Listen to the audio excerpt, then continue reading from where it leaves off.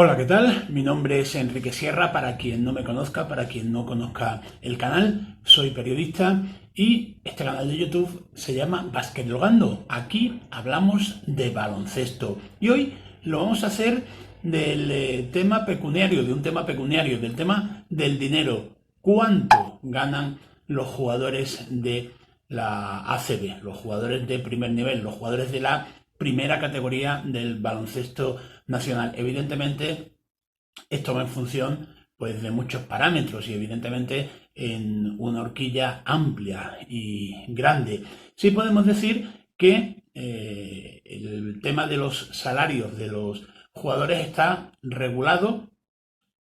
bueno, por una normativa. Además yo creo que debe ser después de que hace ya muchas décadas, o algunas décadas, por mejor decir, pues bueno, se llegara a un acuerdo en un convenio colectivo, en una negociación que además provocó alguna amenaza de huelga, pero afortunadamente, y a excepción de temas puntuales, de hecho se sigue luchando todavía por una parte y por la otra, por el tema de los cupos. Ya sabéis que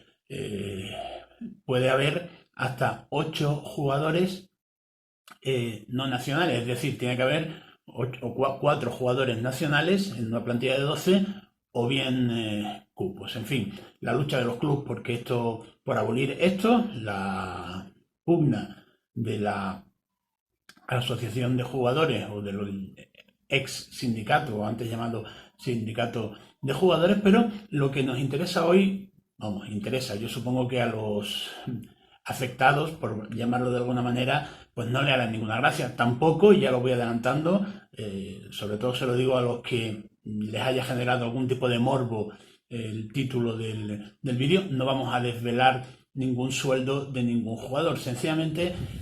queremos saber, sencillamente vamos a dibujar cuál es el mapa económico de las plantillas, o sea, de jugadores de la ACB, teniendo en cuenta, como digo, que el espectro es amplio, porque, entre otras cosas, hay equipos, es verdad que son dos nada más, pero que están rondando los 40 millones de euros, el Real Madrid con un poquito más de 40 millones de euros y el Barcelona con un poquito menos, pero al fin y al cabo, visto desde la perspectiva de abajo del resto de clubes, es una brutalidad y además prácticamente subvencionados, podemos decir, o patrocinados por sus respectivos equipos de fútbol, porque ese dinero se genera con los recursos del fútbol. Pues esos clubes pagarán mejor a sus jugadores que, no sé, se me está ocurriendo un Burgos, ¿no? O un Manresa, que apenas llegan a los 3 millones de euros. Lo primero que hay que decir es que normalmente, no es una regla fija, pero por norma general,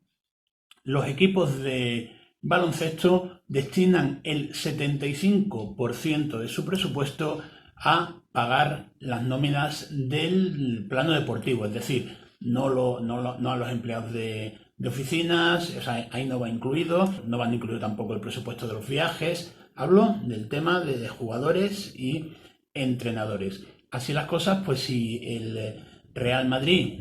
ronda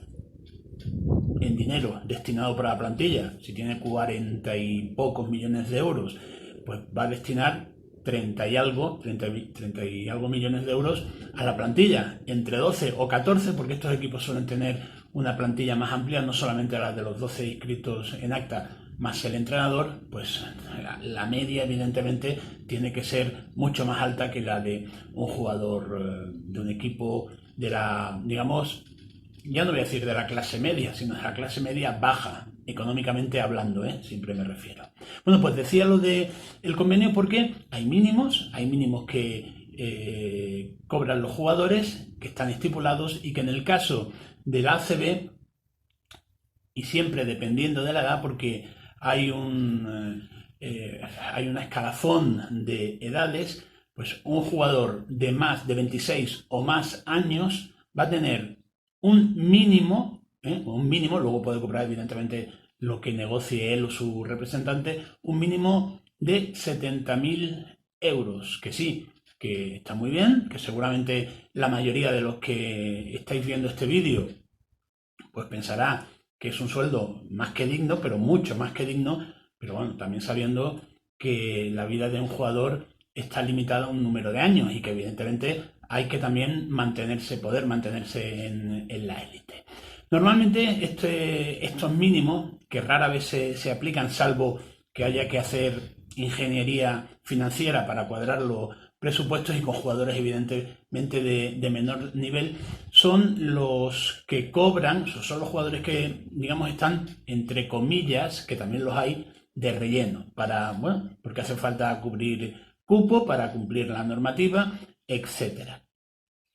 Pues ya digo, en equipos como Madrid y Barcelona hay jugadores que están rondando e incluso superando los 3 millones de euros de ficha. Luego se aplicará la fiscalidad correspondiente en los clubes que haya que aplicarla, porque ya sabemos cuál es el régimen fiscal, por ejemplo, vasco, o sencillamente el de Andorra, ¿no? que son muy distintos. El Andorra creo que tiene un presupuesto de poco más de 4 millones de euros, pero realmente, y valga la redundancia, no son reales, porque un presupuesto de 4 millones de euros allí en Andorra, sabiendo que pueden contratar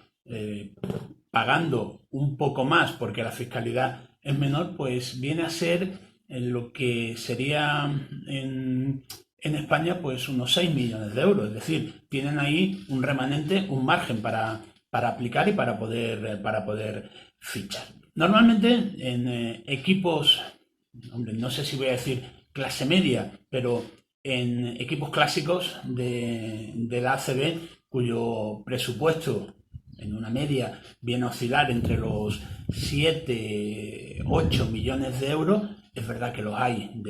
como he dicho antes, de 4, incluso de 3, y es verdad que independientemente o al margen de el Madrid o el Barcelona, pues los hay de 17 millones y medio, como es el Valencia, aprobado en la Asamblea, como son los casi 17 del Baskonia, como son los 11 y poco de Unicaja, en fin, que ya digo, hay una escalera, que además es una escalera de color, porque cada equipo viste con un color diferente, y así podemos encontrar en Valencia jugadores en Valencia hay jugadores incluso que están rozando el 1.000.000 de euros de ficha. También los hay de 300.000 euros. Es decir, cada uno lo que haya negociado con su club. Y siempre escuadrando el presupuesto, porque ahí sí que los directores deportivos tienen que ser escrupulosos y estar en permanente coordinación con los gerentes, porque no solamente hay que hacer una plantilla competitiva, sino también hay que cuadrar el presupuesto. En la ACB no hay límite salarial como tal, pero sí, como digo, hay unos mínimos. En Unicaja un escaloncito menos, por ejemplo, me refiero a los equipos que están de la clase media, es decir, de los no top, ni Madrid ni Barcelona, pero que lideran ese ranking. Luego, evidentemente, en el resto, en Canarias, en un Tenerife, en un Juventud, que además lo ha pasado mal económicamente hace relativamente poco, el sueldo se mide en función, pues prácticamente del rendimiento y del talento. Hay equipos que apuestan por pagar bien a 1 o 2 jugadores como máximo, y el resto no es que sean de relleno, pero se les ofrece lo que queda del presupuesto, ¿no? Yo sé de equipos que tienen a jugadores a 350.000 y 400.000 euros y el resto no llega a 100.000. Bueno, cada club emplea la filosofía que cree conveniente. Todo esto, claro, sale del presupuesto de los clubes, y los clubes, al margen de Madrid y Barcelona, repito, pues generan el dinero que generan, que en muchas ocasiones gran parte te lo ofrece el patrocinador. También hay mucha ayuda de dinero público, que sin duda también hace respirar a las arcas de los equipos, y en menor medida el dinero que llega proveniente de los socios. La publicidad del pabellón, en fin, es que juegan muchos factores a la hora de confeccionar un presupuesto, ya no de un equipo ACB, sino de cualquier equipo, pero estamos centrándonos en la ACB, y evidentemente de ahí sale, ya digo, como media general, un 25% del presupuesto de cada club va destinado a la plantilla. Luego, un jugador que cobre, no sé, 400.000 euros, pues tendrá que descontarse su fiscalidad correspondiente, hay que pagar impuestos. Por eso muchas veces escuchamos a los representantes, las noticias que salen en prensa, negociar los salarios netos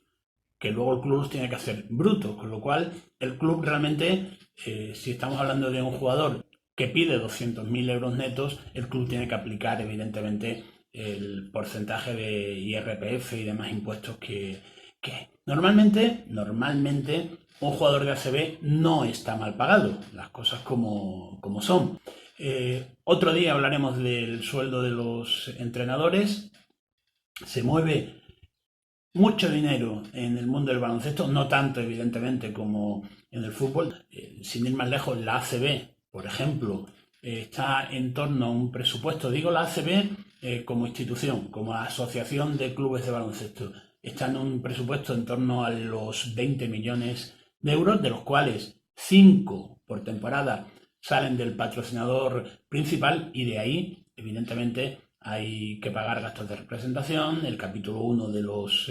empleados, evidentemente a los árbitros, que también hablaremos algún día del sueldo de los árbitros, pero que ya os voy adelantando que un árbitro, hablo en ACB, porque si ya sumamos ACB con competiciones europeas como Euroliga, Eurocup o con competiciones FIBA, con mundiales y tal, ya sube mucho más, pero un árbitro ACB, que hablaremos de ello en otro vídeo, viene a percibir más o menos 60.000, 70.000 euros por temporada. Si estás en Euroliga y en otras competiciones, incluso se puede triplicar, pero más o menos esa cantidad. Ya sé que a lo mejor muchos habéis decepcionado porque queríais saber cuánto cobra determinado jugador o fulanito en ese equipo, pero no era el objetivo de este vídeo. El objetivo de este vídeo era un poco dibujar el panorama económico del ACB en lo que se destina a jugadores que al fin y al cabo son los gladiadores de este circo. Y prácticamente los clubes están montados para pagar a los jugadores. Así que yo me despido, os vamos a dejarlo por este vídeo, nos vemos en el siguiente vídeo. Si os digo que si queréis conocer cómo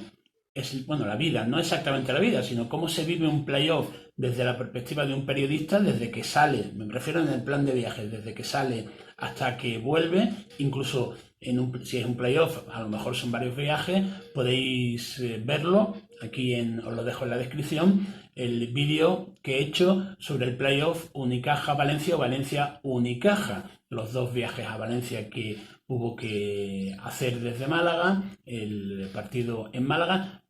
Es un vídeo donde no se habla de baloncesto porque la intención es otra, la intención es que conozcáis cuál es el operativo y sobre todo que no todo es el partido, sino que hay un antes y un después, hay que llegar a destino, en fin, lo que es la logística podemos decir. Y por lo demás, pues si te ha gustado este vídeo, darle a like. Si además te quieres suscribir al canal, de momento somos poquitos, pero por eso mismo te lo estoy diciendo y casi pidiendo, te puedes suscribir, está aquí creo el tema de la suscripción y nosotros nos vemos en el próximo vídeo. ¡Hasta luego!